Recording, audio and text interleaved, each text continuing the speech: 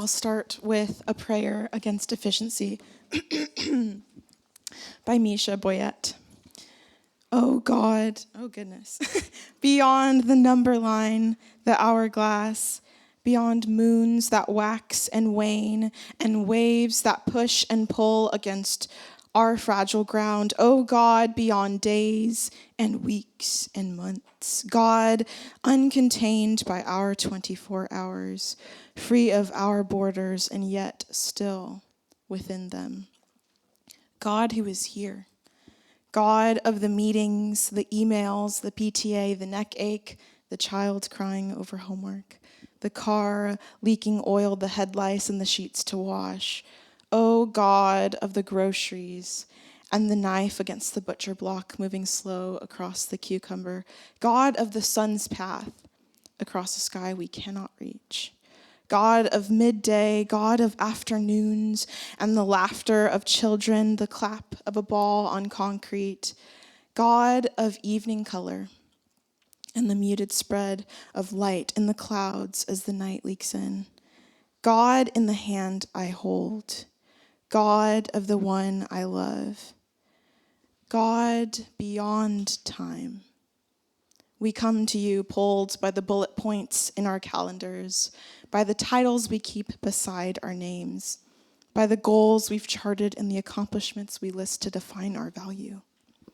You see each image we upload to our pocket screens, altered, filtered, and pinned to virtual walls. You, God, touch our distortions and soothe the edges of our efficiency, and only you can make us real.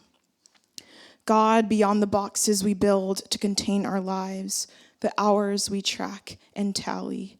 God outside of time, yet here. Come to us, relieve our ragged breaths, slow our steps, relax the red lines that spike in our brains. Tell us what is true. Show us how time rolls like calm water. Let us cup it quiet in our hands. God, teach us to pause in this moment, to tuck ourselves into the curve of your slow arm, that we may know the miracle of now, the gift of this moment, you beside and beyond us, welcoming us outside of all we measure and standing with us in it. May we see the goodness of our still hours and days, sunrises, sunsets, and the darkness where our rest is found. Order us that we may stand within time holding your hand, that we may know we are not, that we may know we are enough, not because of what we make of these hours, but because within these hours, with you, we are being made. Amen. Good morning, lovely people. It is a blessing to see you in this space, to feel the expectant buzz as you wait for what we'll call a spiritual snack that I hope makes you hungry for the meal God longs to give you. And I also hope you walk away from this place with a newness of vision. Today, our case study story is found in Mark 5, verses 21 through 43. If you have your physical Bibles with you, now's the time to pull them out and share with your neighbor who has none. And as we read this story about when Jesus raises a dead girl and heals a sick woman, I want you to slow down. Walk around in the scene as if you were there. Okay, let's start with verse 21 of Mark 5. And it says, "When Jesus had again crossed over by boat to the other side of the lake, a large crowd gathered around him while he was by the lake. Then one of the synagogue leaders named Jairus came, and when he saw Jesus, he fell at his feet. He pleaded earnestly with him, 'My little daughter is dying. Please come and put your hands on her so that she will be healed and live.' Can you feel the desperation dripping from his voice?" Verse 24. So Jesus went with him. A large crowd followed and pressed around him, and a woman was there who had been subject to bleeding for 12 years.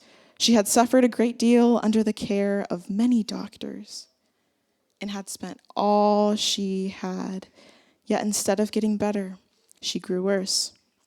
When she heard about Jesus, she came up behind him in the crowd and touched his cloak because she thought, what? I will be healed. Immediately her bleeding stopped, and she felt in her body that she was freed from her suffering. At once, Jesus realized that power had gone out from him. He turned around in the crowd and asked, "Who touched my clothes?" "You see the people crowding against you," his disciples answered, "and yet you can ask, 'Who touched me?'" But Jesus kept looking. He kept looking around to see who had done it. Then the woman, knowing what had happened to her, came and fell at his feet, and trembling with fear, told him the whole truth. He said to her, "Daughter, your faith has healed you. Go in peace and be freed from your suffering." Stay with me. While Jesus was still speaking, some people came from the house of Jairus. Remember Jairus, the synagogue leader. "Your daughter is dead," they said. "Why bother the teacher anymore?" Overhearing what they said, Jesus told him, "Don't be afraid, just believe." And then he goes in and raises the girl from the dead. What a beautiful story, right? Someone healed, someone raised from the dead. Another day in the life for Jesus, nothing we haven't heard or seen from him before. Walk back with me. Verse 23. He pleaded earnestly with him, "My little daughter is dying. Please come and put your hands on her so that she will be healed and live." So Jesus went with him. A large crowd followed and pressed around him. You missed it. Verse 24. So Jesus went with him. Jairus asked for Jesus to come, and he does.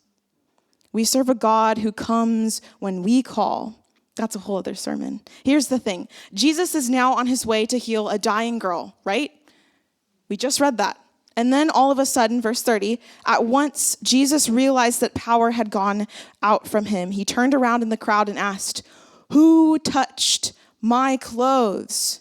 He feels this power go out of him, and he not only stops, but turns around to question who it was who touched him. Think about it, dying girl, that's pretty pressing, yet he stops. For who we discover to be a woman who bled for 12 years. Ladies, let me hear you say, Verse 26, she had suffered a great deal under the care of many doctors and had spent all she had, yet instead of getting better, she grew worse.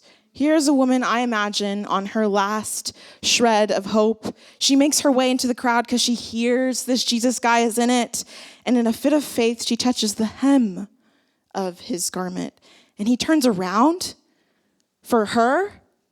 Let's pause. Who's Jesus? I want to hear something. Who's Jesus? Do we know who Jesus is?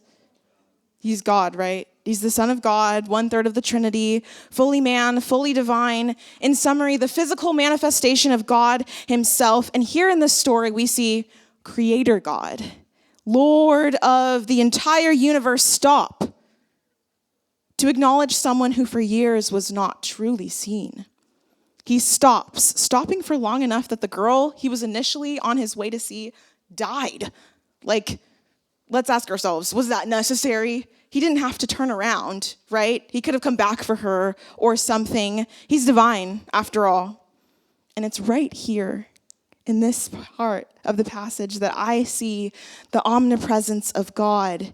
You could miss it if you're not careful. He's on his way to heal someone and yet still stops for another. We might think he lacks urgency, right? But it was urgency that got him to stop for that woman. I believe there was something more that broke in her all those years of physical suffering. Her dignity, I'm sure. Her sense of belonging as she was isolated from society due to her condition. For 12 years, essentially not ever truly seen, and he stopped not to heal her physically because his power had already done that, but to prevent the death of that bleeding woman's soul. How many times had she already been passed by? For Jesus, it seems, raising someone to life was easier than to refuse a woman's healing for one more moment in his presence. Because our God, he is an ever-present God. His love looks like being right where you are. Think about it. The God of the universe slows down, turns around, stops even to be with each of us at every moment in our day. He's God outside of time, yet here with us. God uncontained by our 24 hours, free of our borders, and yet still choosing to be within them. Today I ask you, what is our excuse? We mortal men living parenthetical lives, we've got these agendas and schedules and hours we track and tally as if we're that important. As if our lives aren't grains of sand and we're fortunate for the blip of time we exist in. How arrogant of us to ignore the person with desperation to be acknowledged in order to attend a super duper important life-altering work meeting, I'm sure. How selfish of us to fill our lives to the brim. How presuming of us to expect someone already asked that person how their day went. How self-centered, egotistical, vainglorious, complacent, pretentious, cocky, prideful of us to move hastily throughout our day thinking the classes and the meetings we attend, the money we make and the jobs we have, the career we strive for, the homework we do are the most important thing, and not lovingly attending to the 8 billion other people who make up the world we live in. You want to live like Jesus? Do you really want to live like Jesus? Do you even know what that looks like? Do you know that it looks like slowing down, like being here in this room now? Like 30 years of living life and 3 years of recorded ministry, that it looks like 33 years of serving the humans he created, loving us back to health, restoring our souls. Does your heart ache? Are you tired of running so fast all the time? Are you unfulfilled? Slow down. Be here now. Do you want to hear his voice? Do you want to hear his voice? Yes. And be restored and love others completely? You got to slow down. You have to be here now, because it's not just your neighbor's soul at stake. No, your soul depends on it. And it's more than simply being present. It's embodying the belief that we meet no ordinary people in our lives, that everyone we come across, including yourself, is worthy of the life-giving divine acknowledgement and attention that God placed in us. Our humanity is quite possibly the biggest blessing we've got. With it, we see each other. And through it shines God in all of his perfect glory. Today, I challenge you to ruthlessly eliminate hurry, busy, absence, apathy, to slow down and be where your feet are. Where are your feet? Here. You'll discover a sliver of the world God intended for us to live in. It's going to feel weird, being the only person not on your phone.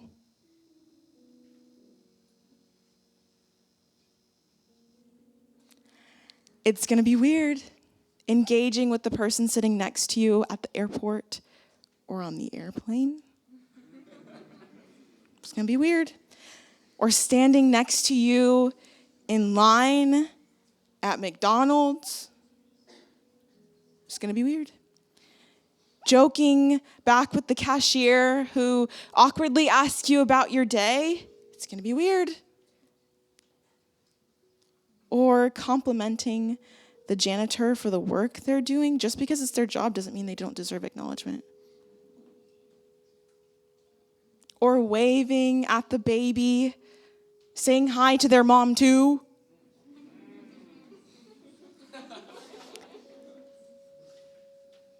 or petting the puppy and acknowledging the walker who has sadness in their eyes,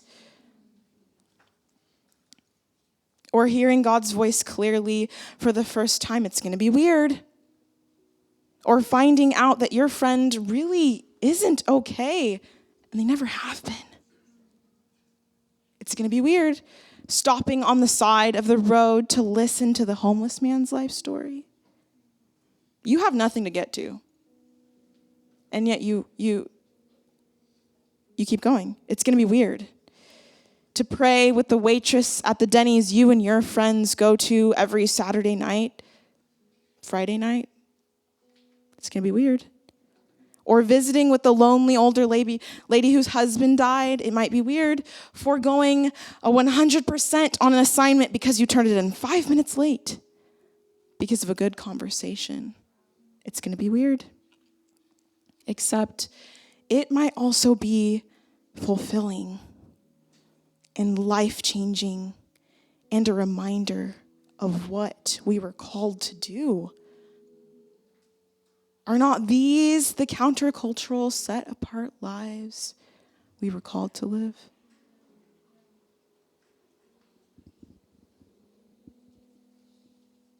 Are not these lives that we are called to live? Genuinely. You're here in this room. Are you a Christian? Are you a follower of Christ? Do you believe in Jesus? We're not supposed to be like everyone else. And that's a good thing. That's a good thing. Why would you want to be like everyone else? God made you different on purpose. On purpose. On purpose. And he loves to be with you. How much more to be with those around us?